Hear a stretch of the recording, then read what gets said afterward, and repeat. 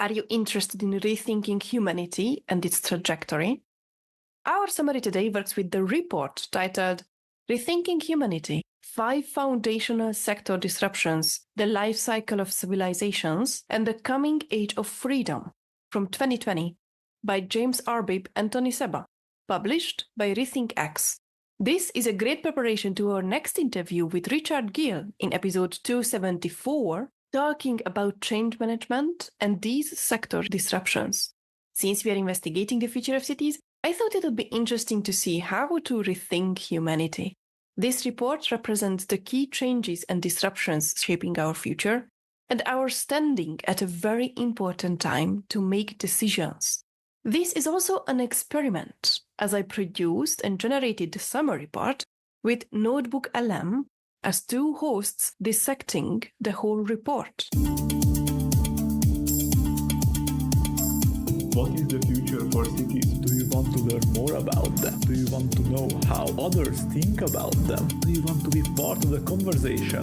Then this is the right place. Welcome to today's What is the Future for Cities podcast and its research episode. My name is Fanny, and today I will introduce a research paper by summarizing it. The episode really is just a short summary of the original paper, and in case it is interesting enough, I would encourage everyone to check out the whole paper and stay tuned until the end, because I will give you the 3 most important things and some questions which would be interesting to discuss. It's not your typical tech report. It's really more about how technology is like fundamentally reshaping civilization as we know it. Yeah. But the really cool part is that it explores how understanding these changes can give us the power to actually shape the future. Yeah. I think that's what sets this report apart from a lot of others, is it doesn't just describe what's happening, but it actually gives you like a framework for understanding it and then potentially even like influencing what might come next. Exactly. And, I'm all about those like aha moments, like figuring out how things work. Absolutely. So let's just jump right in. Okay, so one of the first things that kind of blew my mind when I was reading this was this like weird link between the smartphone and the decline of the oil industry. Oh, yeah. That's a great example. On the surface, it's like, how are those two things even related? Right. It seems counterintuitive. But it's a perfect illustration of how these seemingly unrelated tech advancements can have these like ripple effects across entire industries. Okay, so walk me through it. Sure. So think about it. The rise of smartphones led to like way cheaper and more accessible GPS chips and location services. Right. That, coupled with the development of like on-demand platforms and apps, created the perfect conditions for ride-hailing services to just explode. Uber, Lyft, all of a sudden, they become ubiquitous. Yeah. And then all of a sudden owning a car, especially if you live in a city, it becomes less of a necessity. Exactly. And then on top of that, you have advancements in battery technology, which again, were driven in part by the demand for better smartphones. Right. And you start to see the emergence of electric vehicles that are actually affordable. So all of this is happening at the same time, and it starts to put this like serious dent in the demand for oil. Okay. So that's just one example. But the report goes even deeper. Oh, yeah. It talks about how the introduction of the car back in the 20th century completely transformed society. And it's not just about transportation. Right. It goes way beyond that. Yeah. So the car led to the rise of suburbs, fast food restaurants, motels. I mean, the whole highway system we take for granted. It reshaped urban planning land, how we think about cities. I mean, just think about back in the day, if you had to go any significant distance, you were relying on horses. Yeah, that's a good point. So there was a whole industry built around that: stables, blacksmiths, places that sold feed for horses. Yeah. And a lot of those jobs, they just disappeared. Like stable hands. Gone. Right. And all that land that was dedicated to feeding horses, well, now we use it to raise cattle. That is fascinating. It's a reminder that technological disruption, it creates winners and losers. And this report is arguing that we're on the cusp of an even bigger disruption today. But this time we have the opportunity to learn from the past and potentially make this transition a little bit smoother. And they make this really interesting connection between the car and the printed book. Oh, yeah. And at first I was like, what? How are those two things related? It does seem like a stretch. But the more I thought about it, the more it started to make sense. Yeah, they make a very compelling case.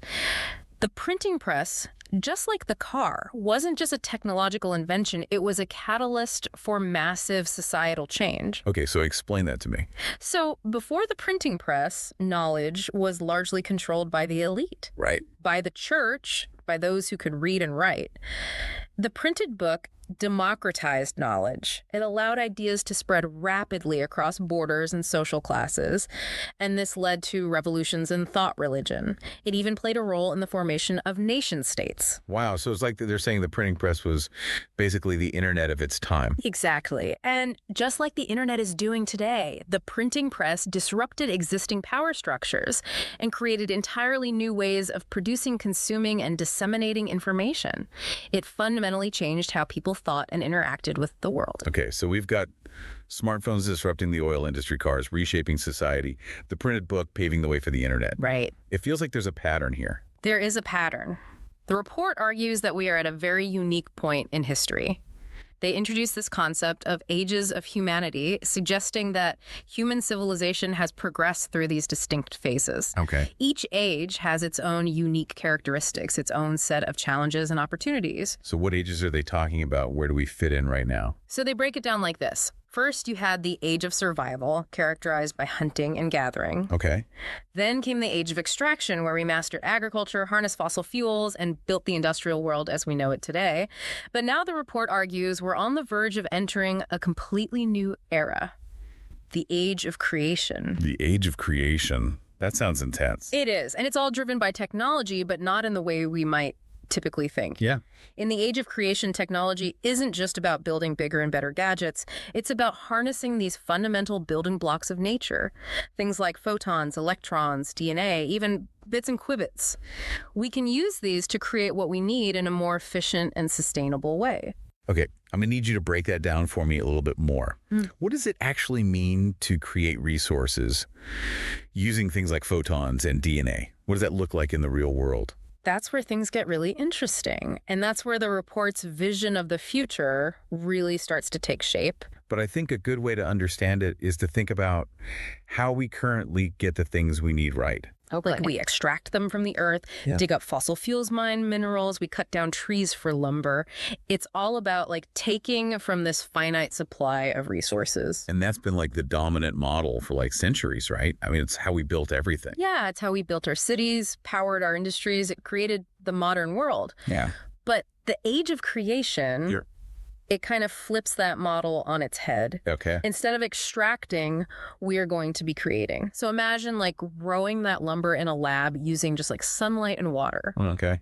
Or producing meat without raising livestock. Hold on. Are you saying we could like grow a steak in a lab? Not exactly a lab in the traditional sense, but think more like localized production hubs. Okay. Maybe even in your own community, they can create like customized food based on your individual needs and preferences. Wow. No more massive factory farms, no more long distance transportation of food, a much smaller environmental footprint. Okay, so instead of like depleting these finite resources, we're going to be learning how to like create what we need from scratch using these like abundant building blocks of nature. Exactly. Photons, electrons, DNA. It's kind of wild. Yeah, and it's not just food.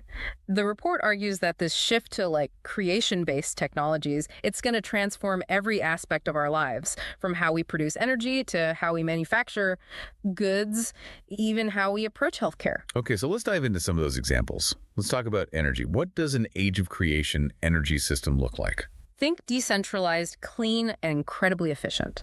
So imagine a world where every home, every building is equipped with solar panels and batteries, generating and storing their own energy, harnessing the power of the sun, which is essentially like an endless supply of photons. Wow. So no more reliance on like giant power plants or oil pipelines or those massive coal mines. Exactly. It's a fundamentally different approach to energy production and distribution. And because it's decentralized, it's also much more resilient. You know, no more worrying about blackouts from like a single power plant failing. That's a good point. Okay, this is all sounding pretty amazing, but I do have to ask, what happens to all the industries that are built around the old model? Right.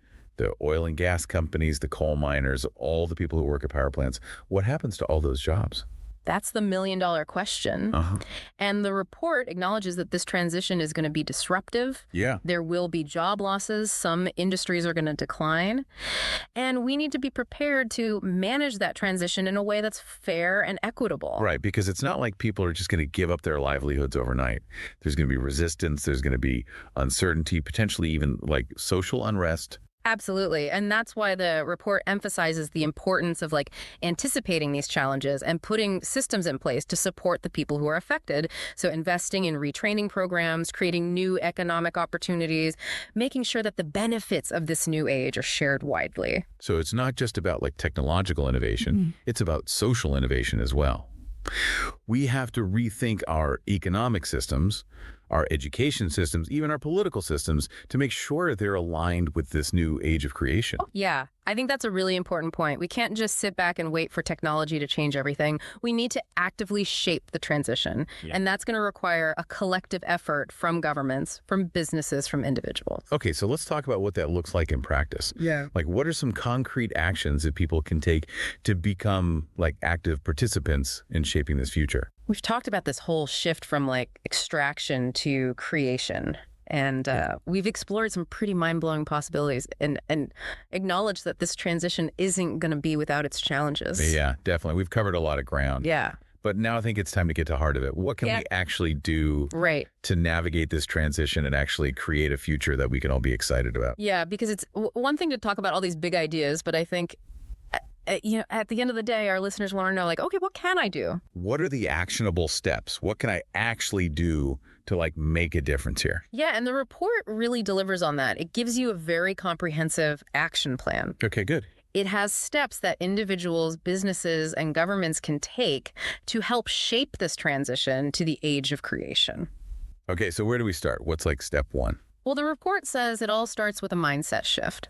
We need to let go of some of these outdated assumptions and embrace new possibilities. For example, we've been conditioned to think that progress requires sacrifice. Right. That to solve climate change, we need to drastically reduce our consumption and just accept a lower quality of life. Yeah, less stuff, less travel, less meat. It doesn't sound very fun. Exactly. The age of creation says we can challenge that assumption. We can have abundance, we can have prosperity and sustainability if we can harness the power of these new technologies. Okay. Think about it. If we can produce food using a fraction of the land and resources that we currently use, if we can generate clean energy right in our own homes, that fundamentally changes the game. So it's not about going back to the Stone Age. It's about leaping forward into a more advanced, sustainable future. Exactly. And that leap forward requires investment.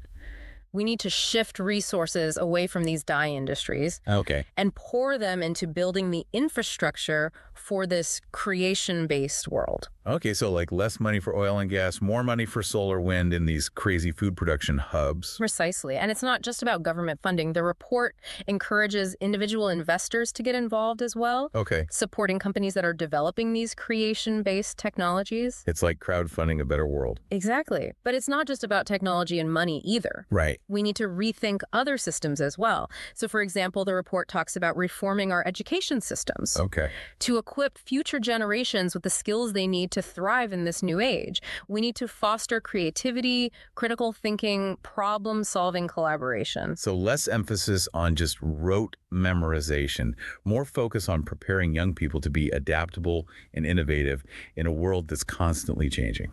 Exactly. And we need to rethink our political systems as well. The age of creation, it's going to require new forms of governance that are more decentralized, more participatory, more responsive to the needs of a society that's evolving really rapidly. It's a lot to take in, but it's also incredibly exciting. It feels like we're standing at the dawn of a new era, and we actually have the power to shape what it looks like. I think that's a really good way to put it. And that's perhaps the most important takeaway from RethinkX plus Humanity. It's not just a report about technological change. It's a call to action. It's an invitation to rethink what's possible and to actively participate in creating a future that is more sustainable, more prosperous for all.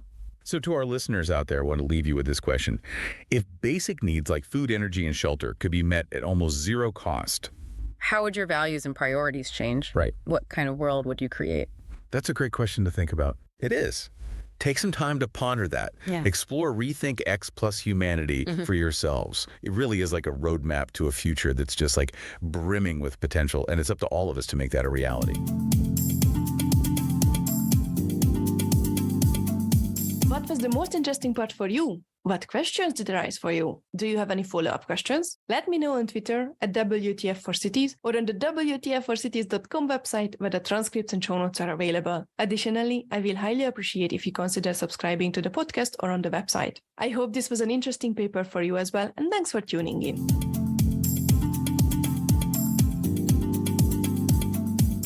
Finally, as the most important things, I would like to highlight 3 aspects. First, the age of creation is a shift from extracting resources to creating them sustainably using advanced technologies. Second, innovations and technologies like the printing press, cars, and smartphones reshape industries, economies, and societies, creating ripple effects outside of their immediate circles. And third, a collective effort in technology, education, and governance is needed to shape a brighter future for humanity. Additionally, it would be good to talk about the following questions. 1.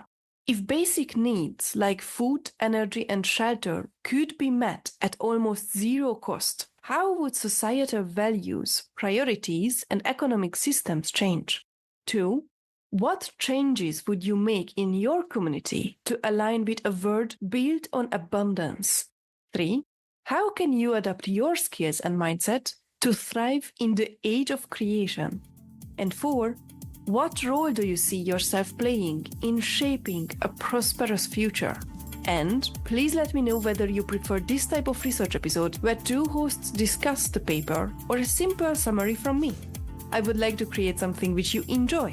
So feel free to comment your preference. What is the Future for Cities podcast?